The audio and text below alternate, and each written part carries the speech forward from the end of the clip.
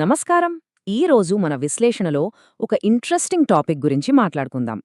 మన ఫైనాన్షియల్ జర్నీలో ఆ మొదటి అతిపెద్ద మైలురాయి అదేనండి, ఆ ఫస్ట్ 1 crore సంపాదించడం ఎప్పుడు అత్యంత కష్టమైన పని ఎందుకు అవుతుందో మనం ఎప్పుడైనా గమనించామా? దాన్ని క్రాస్ చేశాక ఆ వెల్త్ ఎలా రాకెట్లా స్పీడ్ అందుకుంటుంది? ఈరోజు మనం ఆ కాంపౌండింగ్ ఫ్లైవీల్ వెనుకున్న సైకాలజీని, అలాగే ఈ ప్రయాణాన్ని వేగవంతం చేసే బ్లూ ప్రింట్ను డీటెయిల్గా చూద్దాం. ఈ మొత్తం జర్నీని మనం ఒక 5 దశలుగా చూద్దాం. మొదటిది కష్టమైన ప్రారంభం, 2 మలుపు తిరిగే దశ, 3 ఆలోచన విధానంలో రావలసిన మార్పు, 4 సంపదను దెబ్బతీసే ఉచ్చులు, చివరగా 5 ఆర్థిక స్వేచ్ఛ అనే అసలైన ప్రతిఫలం. ఓకే, లేట్ చేయకుండా డైరెక్ట్గా టాపిక్లోకి వెళ్ళిపోదాం. మొదటి భాగం, కష్టమైన ప్రారంభం. అసలు మొదటి మైలురాయి ఎందుకు అంత కష్టంగా ఉంటుందో చూద్దాం. మనం ఎప్పుడైనా ఆలోచించామా, ఈ ఫస్ట్ క్రోర్ సాధించడం ఎందుకంత టఫ్ అనిపిస్తుంది? 20స్లో 30స్లో ఉండి ఎంతో పర్ఫెక్ట్గా ఇన్వెస్ట్ చేసేవాళ్లను కూడా వేధించే ఫండమెంటల్ క్వశ్చన్ ఇది.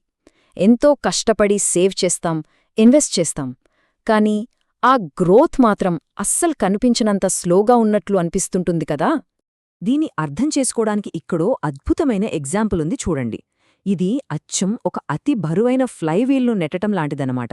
మనం కంటిన్యూస్గా ఎంతో బలం ఉపయోగిస్తాం, నెట్టుతూనే ఉంటాం, కాని అది అస్సలు కదలదు.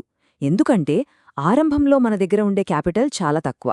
కాబట్టి ఆ కాంపౌండింగ్ ఎఫెక్ట్ అనేది మన కంటికి కనిపించినంత నెమ్మదిగా, సైలెంట్గా జరుగుతుంటుంది.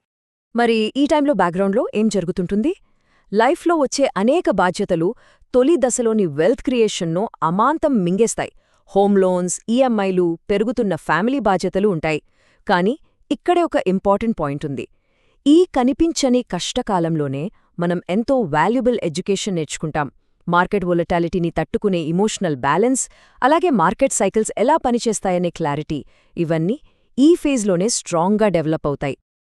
ఇక రెండవ భాగం, మలుపు తిరిగే దశ, అంటే వేగం పుంజుకునే సమయం. ఆ బరువైన ఫ్లైవీల్ ఒక్కసారి తిరగడం స్టార్ట్ అయ్యాక జరిగే అసలైన మ్యాజిక్ ఇక్కడే ఉంటుంది. ఇక్కడ ఈ ₹1,00,000 నంబర్ వెనుక ఉన్న లాజిక్ చూస్తే మనం ఖచ్చితంగా ఆశ్చర్యపోతాం. మన బేస్ క్యాపిటల్ ₹1,00,00,000 అనుకుందాం. దానిపై సగటున 12% రిటర్న్ వచ్చినా అది సంవత్సరానికి 12 లక్షలు. అంటే సింపుల్గా చెప్పాలంటే నెలకు అక్షరాల ₹1,00,000 ఇక ఇక్కడి నుండి మన పోర్ట్ఫోలియో గ్రోత్ అనేది కంటికి స్పష్టంగా, చాలా ఎక్సైటింగ్గా కనిపించడం మొదలవుతుంది. ఈ చార్ట్ చూస్తే డిఫరెన్స్ క్లియర్గా అర్థమవుతుంది. ఫర్ ఎగ్జాంపుల్, నెలకు ₹20,000 ఎస్ఐపి స్టార్ట్ చేసి ప్రతి సంవత్సరం దాన్ని ఒక 10% పెంచుకుంటూ వెళ్తే ఆ మొదటి ₹1,00,00,000 చేరడానికి ఏకంగా 12 ఏళ్ల కఠినమైన సమయం పడుతుంది. కానీ అక్కడి నుండి ఆ స్పీడ్ చూడండి. తరువాతి 4 కోట్లు యాడవ్వడానికి పట్టిన సమయం కేవలం 10 ఏళ్లు మాత్రమే. అప్పటికే స్ట్రాంగ్ ఫౌండేషన్ పడిపోవడంతో ఇక సంపద ఆటోమేటిక్గా రాకెట్లా దూసుకుపోతుందన్నమాట. ఇప్పుడు మూడవ భాగం, ఆలోచనా విధానంలో మార్పు.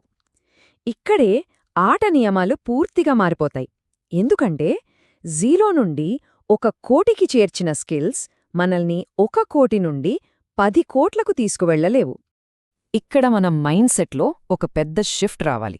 కేవలం ఖర్చులు కంట్రోల్ చేస్తూ దాచుకునే సేవర్ మైండ్ సెట్ నుండి సరైన చోట క్యాపిటల్ అలోకేట్ చేసి సంపదను మల్టిప్లై చేసే ఇన్వెస్టర్ మైండ్ సెట్కి మారాలి. ఫస్ట్ క్రోర్ వచ్చాక అసెట్ అలోకేషన్ చాలా చాలా క్రూషియల్. ప్రాపర్ ఈక్విటీ ఎక్స్పోజర్ వల్ల వచ్చే కేవలం 2-3% ఎక్స్ట్రా రిటర్న్ అయినా సరే రాబోయే 15 ఏళ్లలో అది క్రియేట్ చేసే ఇంపాక్ట్ మామూలుగా ఉండదు. ఇది జస్ట్ సేవింగ్ కాదు, వెల్త్ మల్టిప్లికేషన్. మరి ఈ గ్రోత్ రేట్ను మరింత ఎలా పెంచాలి? ఇక్కడే 50% రూల్ అనే ఒక బ్రిలియంట్ కాన్సెప్ట్ ఎంటర్ అవుతుంది. స్టెప్ 1, మన ఇన్కమ్ పెరుగుతుంది. స్టెప్ 2, ఆ పెరిగిన ఎక్స్ట్రా ఇన్కంలో సగభాగాన్ని అంటే 50% డైరెక్ట్గా ఇన్వెస్ట్మెంట్కి పంపించేయాలి. ఇక స్టెప్ 3 ఏంటంటే మన జీవన శైలిని మెరుగుపరుచుకోవాలనే కోరికను పూర్తిగా త్యాగం చేయాల్సిన అవసరం లేకుండానే ఈ యాక్సిలరేటెడ్ కాంపౌండింగ్ను మనం ఫుల్గా ఎంజాయ్ చేయొచ్చు. అసలు ఈ రూల్లోని మ్యాథ్స్ ఒకసారి అబ్జర్వ్ చేద్దాం. మన బేస్ ఇన్కమ్ 2 లక్షలు అనుకుందాం. అందులో 40,000 సేవ్ చేస్తున్నాం. ఇప్పుడు ఇన్కమ్ 2.5 లక్షలకు పెరిగింది. ఆ ఎక్స్ట్రా 50,000 మీద మన 50% రూల్ అప్లై చేస్తే ఇంకో 25,000 డైరెక్ట్గా సేవింగ్స్కి వెళ్తాయి. అంటే ఇప్పుడు కొత్త సేవింగ్స్ 65,000 అన్నమాట. జస్ట్ 50,000 ఇన్కమ్ పెరిగితే టోటల్ సేవింగ్స్లో ఏకంగా 62% బూస్ట్ కనిపించింది చూసారా? ఇక్కడుండే అస్సలైన కాంపౌండింగ్ గేర్ మారుస్తుంది. ఇక 4వ భాగం సంపదను దెబ్బతీసే ఉచ్చులు. మన పోర్ట్ఫోలియో ఒక లెవెల్ దాటాక కోల్పోవడానికి కొంత సంపద ఉంటుంది కాబట్టి మనకు తెలియకుండానే ఫేస్ చేసే సైకలాజికల్ డేంజర్స్ ఇవి. వీటిలో first and most common trap lifestyle inflation. Income పెరగగానే పెద్ద కారు, కాస్త లగ్జరీ ఇల్లు కొనుక్కోవడం ఇవన్నీ చాలా సహజం అనిపిస్తాయి. కానీ సంపాదనకు తగ్గట్టుగా మన ఖర్చులు కూడా సేమ్ రేషియోలో పెరుగుతూ పోతే మన అసలైన వెల్త్ క్రియేషన్ అక్కడే సైలెంట్గా ఆగిపోతుంది. ఇక్కడొక క్వశ్చన్ ఎప్పుడు గుర్తుంచుకోవాలి. మనం అప్గ్రేడ్ చేసుకుంటున్న లైఫ్ స్టైల్ కంటే ఫాస్ట్గా మన ఆస్తులు పెరుగుతున్నాయా లేదా? సంపద పెరుగుతున్నప్పుడు 2 రకాల ఎక్స్ట్రీమ్ రియాక్షన్స్ చూస్తుంటాం. ఒకటేమో అతి జాగ్రత్త, అంటే ఉన్న డబ్బులెక్కడ పోతాయో అన్న భయంతో జస్ట్ 3-4% రిటర్న్స్ ఇచ్చే ఎఫ్డీలలో పెట్టేయడం. ఇది కాంపౌండింగ్ను అక్షరాలా చంపేస్తుంది.